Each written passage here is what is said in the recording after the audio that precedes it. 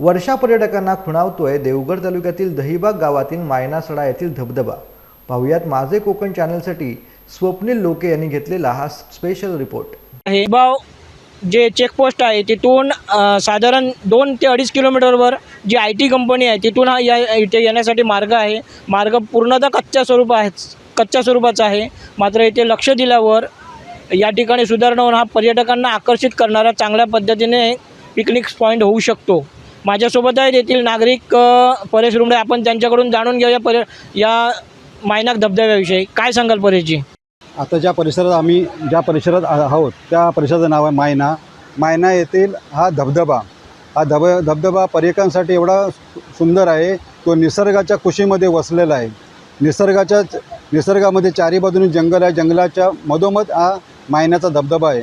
आणि ह्या मायनाचा धबधबा येण्यासाठी आपली IT कंपनी आहे। IT कंपनीच्या मागून पायवाट आहे। त्या पायवाटेने आपलं मायनाचं तळं आहे। त्या तळ्याच्या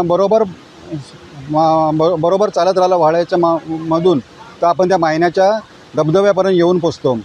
येण्यासाठी रस्ता होऊ शकतो आणि ते आपल्या ह्याच्यात आहे, ग्रामपंचायतीच्या अखत्यारीत तो रस्त्याचा प्रपोजल टाकलेला आहे। भविष्यात झालं तर हा धबधबा पर्यटकांसाठी एवढा आकर्षण केंद्रबिंदू आहे की जेणेकरून पर्यटक इथे आले तर परत जाऊ शकत नाही। एवढा निसर्गरम्य हा धबधबा आहे। वैशिष्ट्य खूप चांगलं आहे आणि येणाऱ्या पर्यटकांना आनंद तर होणारच। आणि ह्या धबधब्यामध्ये नाहण्यासाठी किंवा तिथे पोहण्यासाठी एकदम वातावरण चांगलं आहे।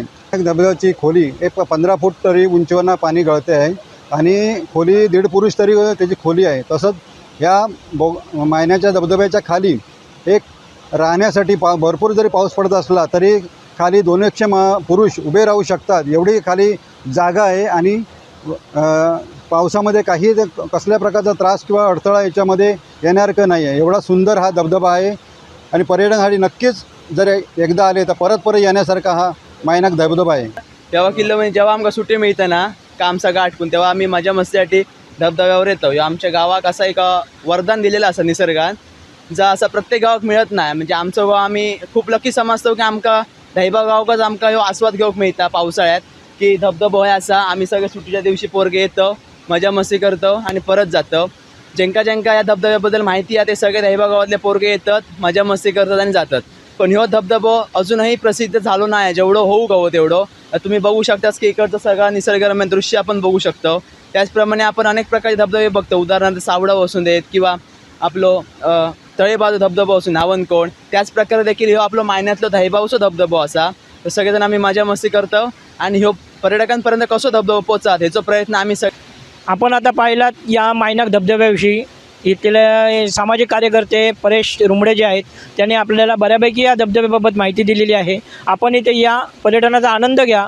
मात्र आता जो वर्षा पर्यटनाच्या ठिकाणी जे प्रकार होत आहेत असे प्रकार मात्र करू नका। तुम्ही या पर्यटनाचा मनमुराद आनंद घ्या। मात्र कुठेही मद्यपान करून या ठिकाणी पर्यटनाचं हे केंद्र बाधित होणार नाही याची दक्षता घ्या।